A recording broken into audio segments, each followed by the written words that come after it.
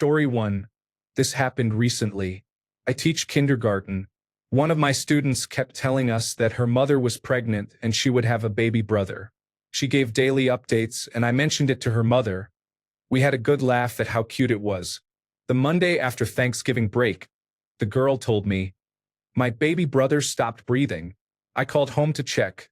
Her mother laughed it off, said she and the baby were fine, and that she would talk to her daughter. On Wednesday, the girl was absent for the first time all year. I was not worried at first until she missed the next day as well. I called home but got no answer.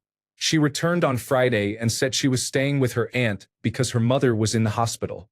Her mother had a miscarriage. Story 2. When my son was about 3, he was staring intently at the end of the couch. I asked him what he was looking at, and he said, "The people at the end of the couch." Okay. A couple of minutes later, I saw him crane his neck over the couch, and his eyes followed up the stairs.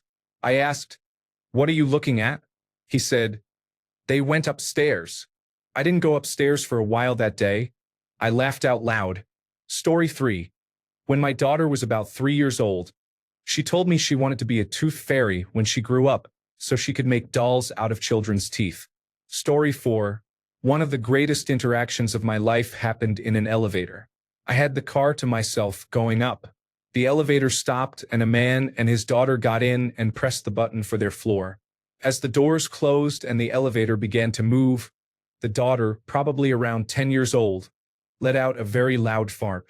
I could not help but turn my head, and when our gazes met, she said matter-of-factly, "You farted." The doors opened and they walked out, leaving me in a cloud of gas and doubt, wondering whether I had really farted. Story 5. When my mom was pregnant, my 8-year-old cousin, who is autistic, would always put her head on my mom's stomach to listen to the baby.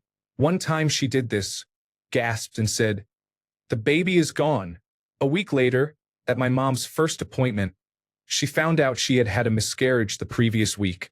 A couple of months later, my mom became pregnant again.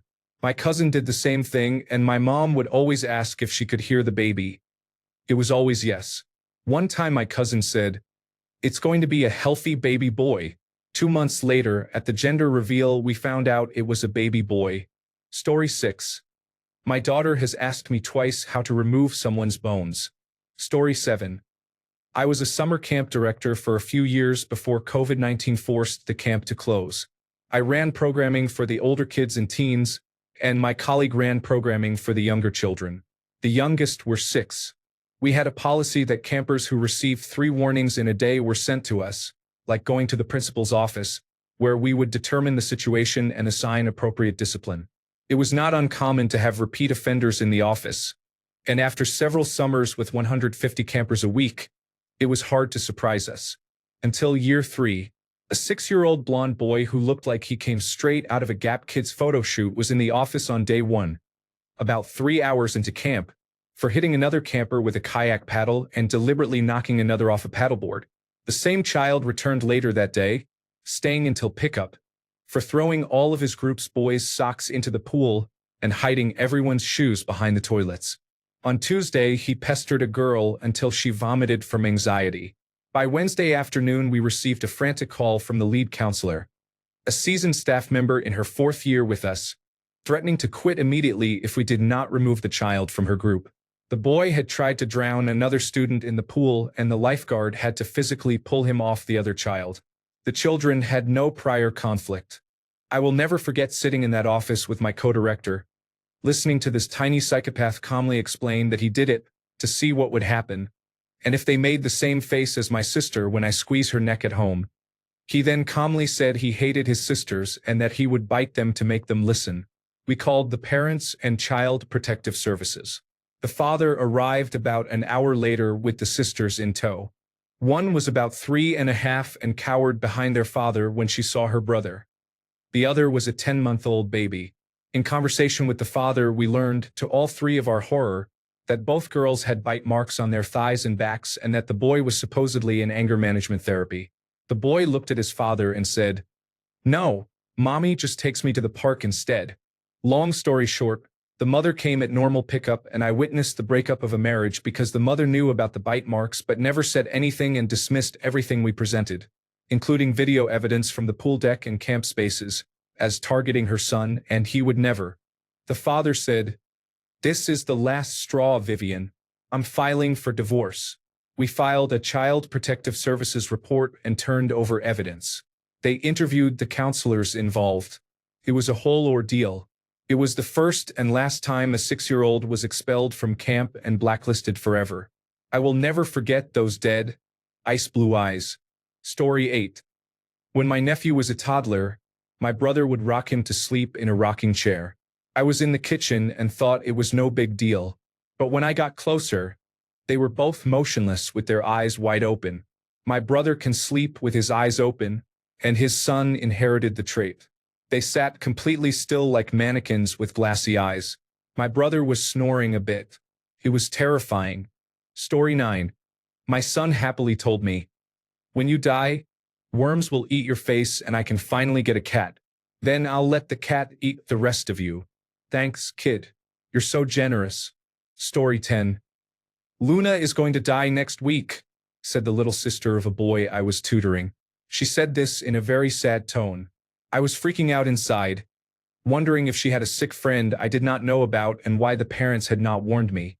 It turned out she meant her favorite television show, Soy Luna, was going to be removed from Netflix.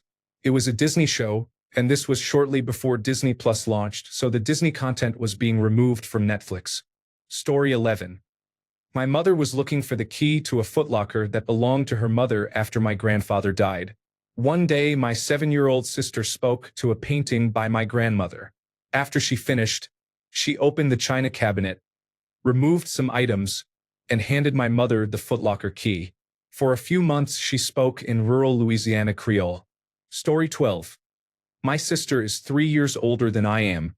When she was 3, she woke our parents with a blood-curdling scream, frantic about hands coming through the window and tickling the bed.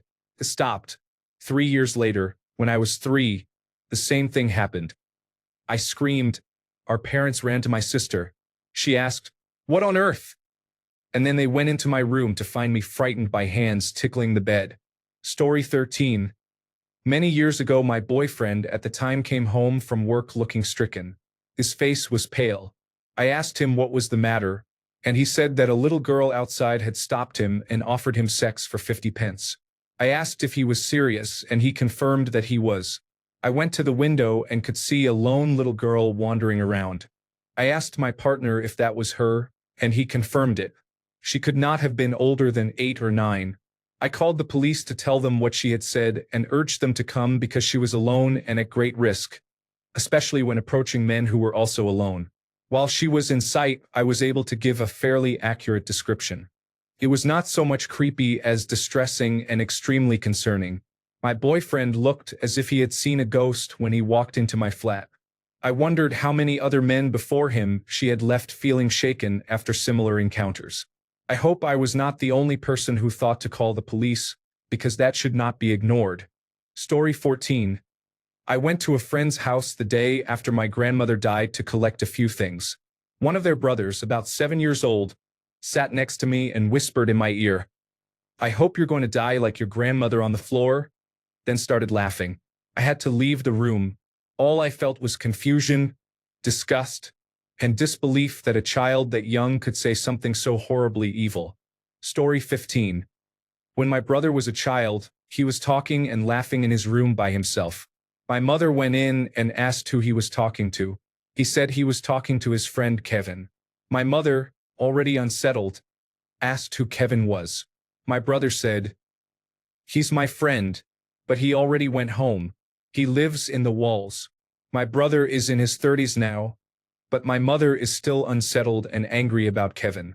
Story 16. When my son was 8 years old, our dog died. We told him that everyone gets old and dies, and that our dog went to see Jesus and that heaven was a wonderful place. The next day, we were at a restaurant when he walked up to an elderly man, patted him on the back, and said, "You're going to see Jesus very soon," with a big smile and genuine excitement. I still wonder if the man thought my son was psychic. Story 17. My first child played with his imaginary friend, John. My second child, my oldest daughter, had Nene. One day we were talking about John and my son, then 6 or 7, laughed and described a dark-skinned boy with a big smile. My 3-year-old daughter said her friend was Nene. When we asked her to describe how Nene looked, she thought for a moment, then went to the entertainment center and pointed. She said, "She's in there." Reluctantly, we opened the door and found a small box with old photographs. As we looked through the black and white photos, many I had never seen, she said, "There's Nene." It was a picture of my mother as a little girl. She had died about 6 months before my oldest son was born. We were all spooked. We looked over and my son was white as a sheet, tears in his eyes and shaking. With tears in my eyes, I asked what was wrong. Shakily, he held out a picture and said, "This is John." I trembled as I took it. The back read, John 1952. And when I turned it over, I realized it was a picture of my father, who had died when I was 12. The oldest picture I remembered seeing of my dad before that showed him at 12. I had never known what he looked like at that age, but there he was in black and white with a big goofy grin. Story 18. Not creepy exactly, but when I was 7 weeks pregnant, I was eating my dinner when my 3.5-year-old said to my partner, "Mummy's having a baby." He said, "Yes, I know." She smiled and said, "Actually, she's having 2 babies." She would kiss my tummy and say, "Night night, baby 1, night night, baby 2, throughout. Her twin sisters were born the following year. Story 19. It is not that creepy when you hear or read about it, but some people can relate. Sometimes you will talk to a 2-year-old and they will stop talking and stare directly into your eyes for 30 seconds, shifting their gaze from your left eye to your right every few seconds. Mind you, a 2 to 2.5-year-old is innately curious and constantly moving. I work with children and it has happened to me a few times. Not that it is necessarily creepy, but it is eerie and odd. I chalk it up to them forming early conscious memories or realizing that they are living beings. Story 20. As I was reading this, my 10-year-old son walked into the room and told me that the dog was trying to hide a dead body in the backyard. Story 21. When I was young, less than 4 years old, I woke up in the middle of the night and called my mother to tell her I saw vampires. Then I started hissing at her. She still tells the story of how terrified she was. Story 22. When I was very young, my mother asked where my imaginary friend Sarah lived. I took her to the cemetery down the road and showed her the grave of a little girl named Sarah, whom I often said had a broken arm from a car accident. I couldn't read yet, so there was no way for me to know how that person had actually died. Story 23. My coworker's nephew came up to us and said, "I wish cats took over." Story 24. As a kid, I was a racing fan. I loved watching Formula 1 races on television and cheering for our national hero, Ayrton Senna. I never missed a race except one. My father says that on the day Senna died, I did not want to watch the race or even stay in the living room. I was in the backyard when the accident happened. Story 25.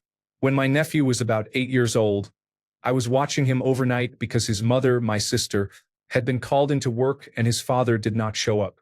I had gotten him to go to bed about an hour earlier when I heard a noise coming from his room. I raised my voice so I could be heard down the hall and said, "Hey, bud, you need to lie down and go to sleep or your mom is going to be pissed." A few seconds later, I heard the same noise, so I said a bit louder, "Seriously? Get to bed or I am taking away your television time tomorrow." A minute or two later, I heard the window in his room creak open. Now I was thinking, what in the hell is this boy doing? He was not usually this defiant. So I got up and went into his room. Standing on the corner of his bed facing the wall, he was muttering to himself. I realized he was sleepwalking, being careful not to wake him.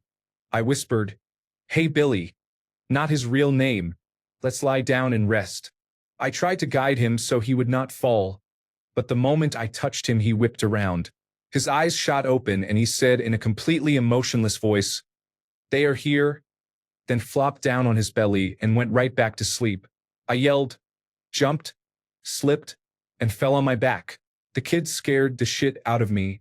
Story 26. I was having dinner at a friend's place when we heard her 4-year-old daughter talking to herself. We looked and found the girl in my friend's bedroom, looking up at the curtain rod and saying, "Hello, man. Why are you up there?" She kept talking to the curtain until her mother asked what she was doing. The girl replied, "Just talking to the man." The dachshund that follows us everywhere stood behind us with its tail between its legs and refused to enter the room. Story 27. When one of my little brothers was about 4 or 5 years old, I stood in the hallway listening to him play and talk to himself in his room. After a while, his head jerked toward me and he became enraged, screaming for me to get away and close the door, nearly panicking. In hindsight, he was probably embarrassed and startled to see me there, but it was still pretty creepy. On another occasion, I was babysitting 3 children under 6. The 2-year-old and 4-year-old were in bed, and the parents had told me their 5-year-old could sleep on the couch until they got home to tuck him in. I sat with him, quietly looking at my phone, when suddenly he sat straight up and stared at me with pure terror in his eyes. He got up and started backing away as if he was truly afraid of me. The family had a sliding glass door in the kitchen, and he kept glancing back at it until I became nervous looking out into the yard. He spoke incoherently, unable to hold a train of thought, which was especially strange because these children were usually articulate. After a while, I coaxed him to use the bathroom and calmed him down. He fell asleep as if nothing had happened. The child had chronic night terrors, and the parents had forgotten to tell me. Story 28. My little sister was about 3 at the time. We were in the car waiting for Mom to get off work. She turned to Dad and said, as straight as could be, "Before I lived with you, I lived in Chicago and rooted for the White Sox. My family has lived in Boston for generations." I thought, why would you say that?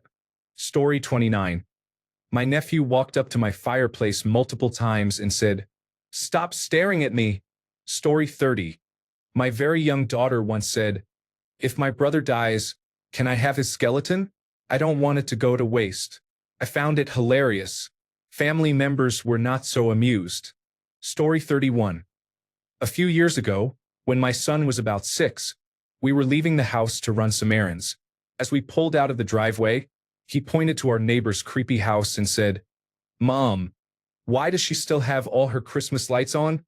It was almost February and her house still looked like a moldy, lit-up gingerbread house. I said, "Well, maybe she is waiting for her kids to come back and help her. She might be leaving them up for Mardi Gras too." My sweet boy chewed this over for a second and said, "Or maybe she is dead. She is pretty old." I said I was sure that was not true and made a mental note to ask my husband if he remembered the last time he had seen her, because I suddenly realized I could not remember. Later that evening, I was not kidding when we saw a police cruiser and an ambulance arrive without lights or siren. She was dead. She had been dead for a couple of weeks. Story 32. Not creepy, really, just funny. It happened at my job at an after-school program. I regularly joke around with the children, kindergarten through 5th grade students. Once their parents start arriving for pickup, I ask, "Is that your mom, dad, aunt, or uncle?" A couple months after I returned to work from taking 5 weeks of leave under the Family and Medical Leave Act for my father's hospice care and death, I was sitting next to one of my kindergartners when another child's name was called for pickup. As part of my end-of-day silliness, I asked the child next to me, "Is that your dad?" He looked toward the door and said, "Nope." So I asked, "Is that my dad?" He looked at me like I was the dumbest adult on the planet and, completely straight-faced, said, "Your dad's dead." I started giggling and said, "You know, you're right. My dad is dead." My father would have cackled at the way that boy delivered that line. Since the goofy questions were something I learned from him and my uncles asking my cousins and me nonsense questions as children, it seemed fitting that the boy's delivery was so impeccable. Story 33. A few days before Christmas, when I went to my chemotherapy treatment, I thankfully missed the children's group that was singing carols, but they left cards for all of us poor cancer patients. Handwritten on the card I received was, "We're praying for you," but they misspelled it as praying. Story 34. I lived in an apartment complex with a Walmart right beside it. I went to get some groceries and was walking back through the complex yard to my apartment. A man I had never met before was walking near me. Two boys, probably 9 or 10 years old, were together. One boy was talking to the other, and the man and I happened to catch one of the boys say to the other, "Put your flagpole in my butthole." The man and I just looked at each other. He asked if I had heard that.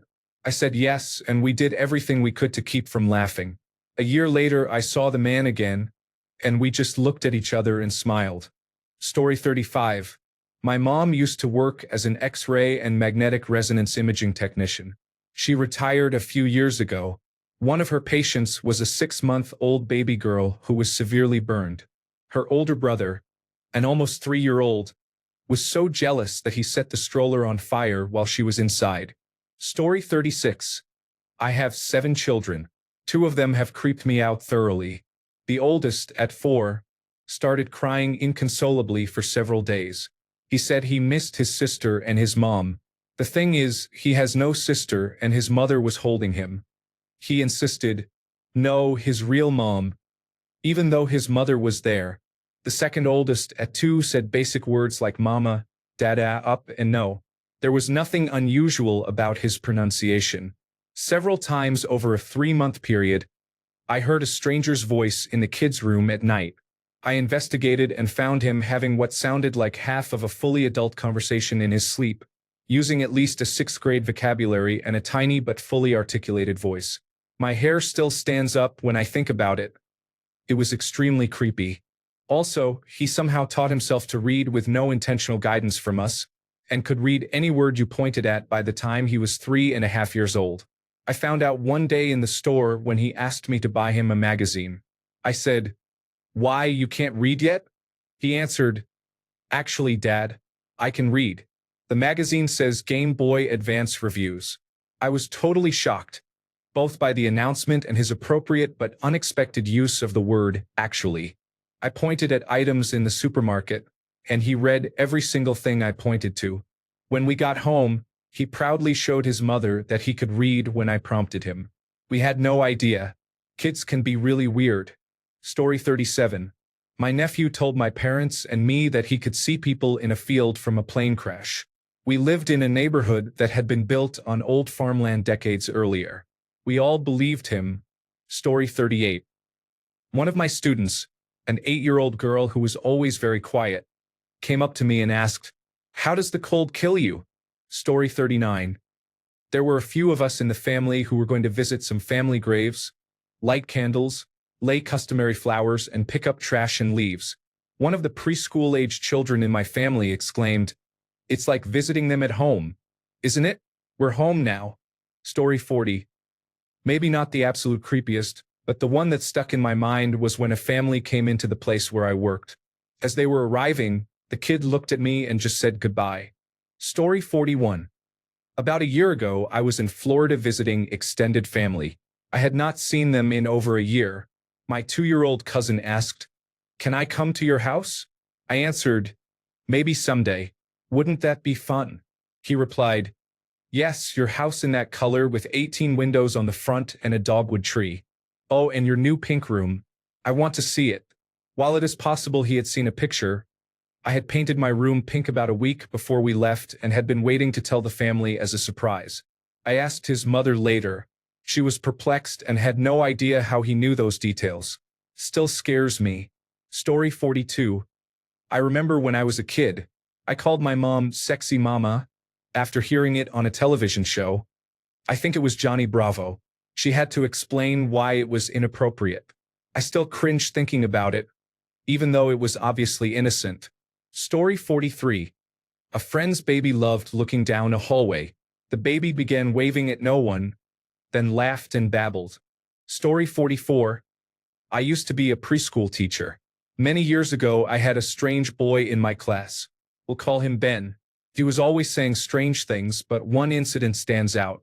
I noticed him standing in front of the glass door, smiling and moving around, watching his reflection.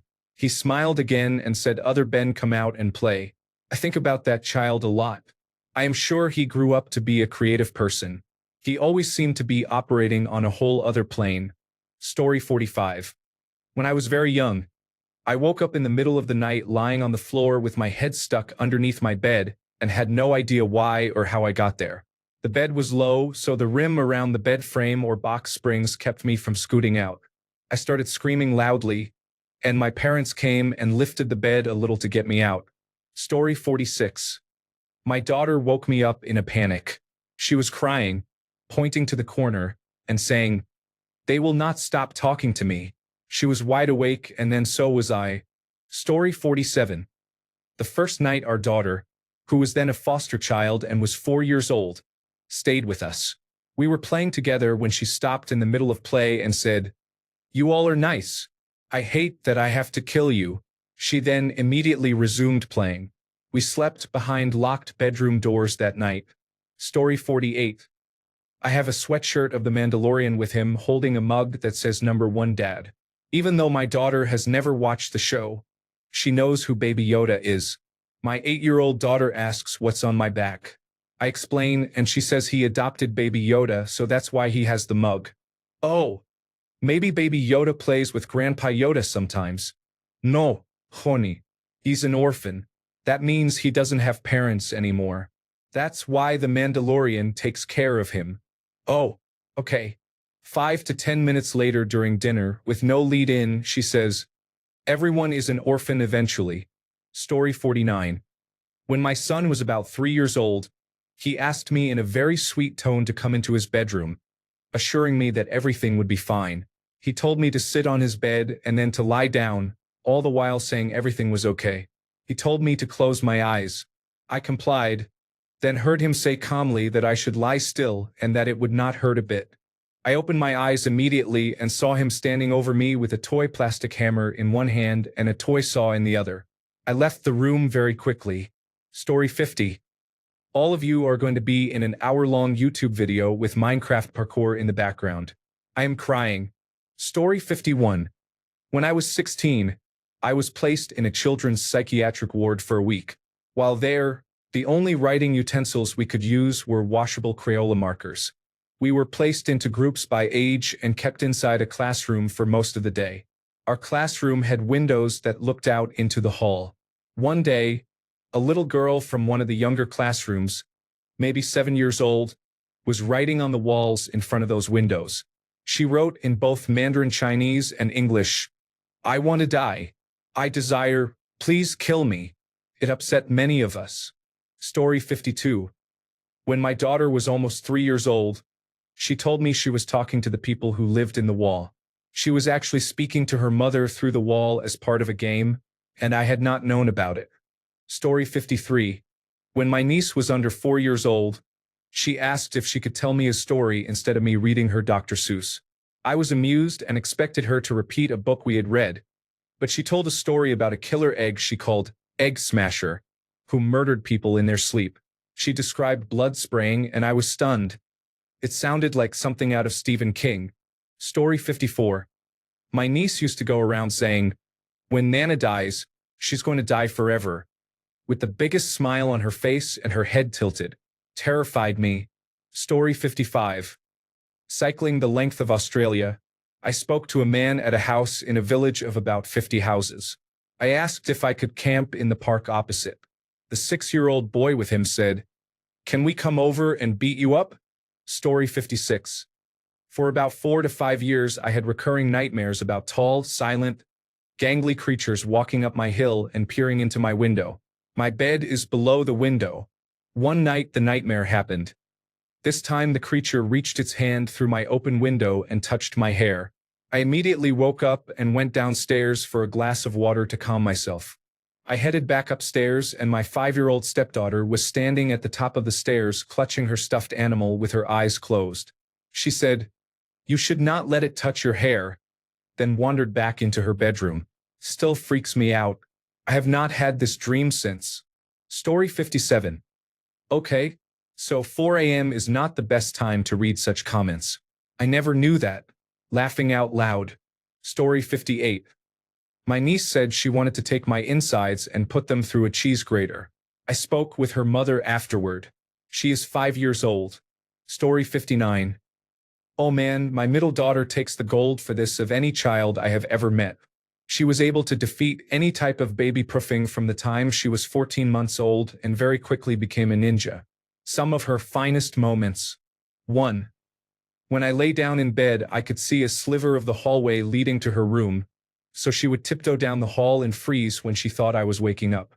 Instead of the already scary wake up to a toddler an inch from your face staring, I would open my eyes and just see an unmoving, unblinking person staring at me through the door. 2. I was very pregnant and fell asleep on the couch. I woke up at 4 a.m. with her standing over me holding her giant picture Bible over her head, like she was about to crush me with it. Eyes wide and a huge grin, shouting, "Hi, Mommy!" I felt terrible for screaming. 3. After her baby brother was born, she decided to sneak downstairs and play at 3 a.m. I went down the stairs with the baby, walked by the pitch-black playroom, and saw a motionless child just standing there frozen. It seriously looked like something out of a horror movie. 4. A week later, she upped the ante again by sneaking downstairs at 3 a.m. This time I walked by the pitch-black playroom to see an unmoving, unblinking child dressed head to toe as Batman. I almost threw something at her and thankfully stopped just in time. She is a preteen now and has thankfully outgrown the scary bits and kept the super smart, glittery, spicy happiness, but I was genuinely worried I would not make it through her toddler years. Laughing out loud. Story 60. A couple of years ago, I was sitting outside and witnessed a boy about 5 or 6 years old pushing a toddler, possibly his sister, about 18 months old, in a stroller past my house. I looked for an adult but did not see one. I live on a corner, and just as they passed me, I heard the boy say, "This is probably going to hurt a lot." Then he ran toward the four-way intersection and launched the stroller with the baby into the intersection. Somehow no cars were passing, but it was obvious he hoped they would be. I followed them home and told a woman what I had seen and heard, but she seemed unconcerned. Not long after, I saw the boy wandering the street carrying an axe. Story 61. We have a family friend who has an 11-year-old son. He appears intelligent but was expelled from elementary school for behavioral problems. They stopped by one night when we had other visitors. Later, the boy sidled up to his mother and, with a ghastly smirk, said that he had miscalculated and sat on a much smaller child. The smaller child was crying, with mucus running down his face. The boy kept a creepy smile. I worry he may have a behavioral or emotional disorder. Story 62. My sister calmly told stories about a tall man and a woman who would come into her room at night and watch her sleep to protect her. She was about 4. It was too oddly specific to be a childlike story, and it set off the creepy meter. Story 63. When I woke up at a sleepover, my friend looked terrible. She said she had not slept because, apparently, I sat up, pointed at the door, and said there were 3 boys standing in the doorway. That friend did not sleep over again, laughing out loud, and I am still creeped out by it. Story 64. My then 7-year-old daughter once had an assignment in school where she had to write a list of things she did not like. Number 3 on her list was human meat. That was pretty creepy. Story 65. I just started working at a school. A little girl about 5 or 6 years old came up to me and said she was sad. When I asked why, she told me that bad people had come and stabbed her mother in the stomach and that her mother was dead. I was extremely alarmed, but when I asked her class teacher, I learned her mother was completely fine. Story 66. My kid is currently singing "Better Watch Out, Better Not Cry" in a monotone loop in a way only toddlers can. Story 67. A story that lives rent-free in my head is about a French family dining while visiting the United States. The waiter said he took everyone's order, and when he reached the young daughter and asked what she would like, she replied in practiced English, "I will have the steak." When he asked how she would like it cooked, she answered, "Make it bleed." Story 68. My son was a preschooler when we brought his new sister home from the hospital. When he first saw her, he walked up to the crib, looked at her and said, "Hello, welcome back." Story 69. My daughter, around age 4 or 5, was riding in my truck when she saw a flying insect, a mosquito or gnat, buzzing around the window. She gave it a hard smack, clearly squashing it against the glass. She said that it was her first time killing something. Story 70. The neighbor's child, probably 6 at the time, stared at me over the fence, smiled, and said he was going to shoot me. Story 71. The Girl Scout troop went on an outing to a tea room, and my daughter insisted a woman in purple was watching them play outside. I did a little research, and the woman in purple was indeed a local figure who had died a few years earlier. Story 72. When my son was about 5 years old, he told me he remembered being in my belly. I asked what it was like, and he replied, "Wet." Story 73. I used to be an arts instructor. I would hand out scrap paper and old markers for the children to use. One child drew a person chained under the bed. I asked who the person under the bed was and whose bed it was. He did not respond and continued to doodle. I made a note to my supervisor about the parent or guardian who picked him up. I have more to share if you are interested. Story 74. My child has been touching my eyebrows and waking me up. Story 75. I used to live near an area called the Lakes. The part nearest our house was at the top of a large hill, but the Lakes as an area went down the hill and spread throughout the valley. Every part of the Lakes was suburban, cookie-cutter houses, except for the slope of the hill, which was full of ferns and foliage and had dog-walking tracks. It was about a 2-minute walk down the hill and a 5-minute walk up. One night, a little before Halloween, my mother and I were walking through the Lakes from the top of the hill, heading to a cafe at the bottom. As we approached the top of the slope, just outside the edge of suburbia, a woman walked up the path through the foliage, followed by about 8 children. I noticed all the children were holding kitchen implements. Whisks, cheese graters, spatulas, that sort of thing. As we passed them, I heard the woman behind us say, "Remember, kids, be quiet or you'll scare them away." We kept walking. They kept walking. I had no idea what was going on. Maybe they were hunting rabbits or something, but I'm not sure I want to know. Story 76. I am pretty sure that when I was a very young child we lived in a haunted house. Pictures flew off walls and struck people in ways that defied the effect of gravity. I had recurring nightmares, all featuring the same demonic being. My parents say I sleepwalked a lot there, though I have no memory of it. Thankfully we moved and everything returned to normal. The street was demolished and the house no longer exists. If you asked me in person today, I would deny the supernatural. I do not know why I say that, because when I was young I actually saw a ghost and hid under a table for hours. I tell myself ghosts are not real. Story 77. My niece went into my parents' room and said she was talking to Pop Pop, who was my father and her grandfather. Pop Pop died in 2006, and she was born in 2008. Story 78. In high school, my friend's 5-year-old sister said she wanted a bloody fish for her birthday. Story 79. My nieces were staying with my husband and me. I was awakened by tiny hands shaking my shoulders at 3 a.m.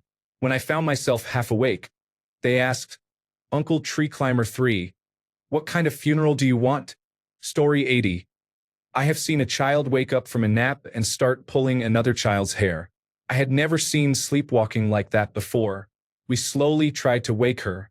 When she woke up, she had no idea what had happened. To be honest, I have witnessed this often over the past 4 years. Story 81. When my child was first learning to talk, I was driving along some country roads and he was quiet almost the entire time. But as I slowed for a stop sign, I heard the tiniest voice say, "You're going to die." Story 82.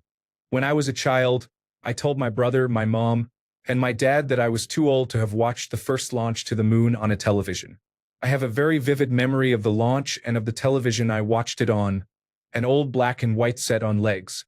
My brother was old enough to know that it was not possible, since we were both born in the 1970s. I have no idea whose memory it might be or what I was experiencing. My best guess is a grandparent who died before I was born. Now I live in the small cabin where my grandfather passed away. It does not bother me at all, and I talk to him regularly, especially when I need help with something related to the cabin. He was a lifelong carpenter, and I always feel like he guides me to the right answer. Story 83.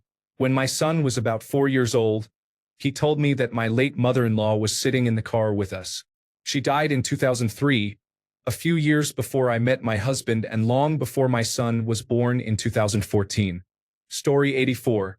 When my daughter was about 3, she told me that in a previous life she had been a nurse married to Grover with 6 children, and that she had died in a train crash. We were waiting for a train. When my son was about 6, he came into the kitchen and said that the sanctity of the place had been fouled. I did not play Doom, and maybe he should not have played it either.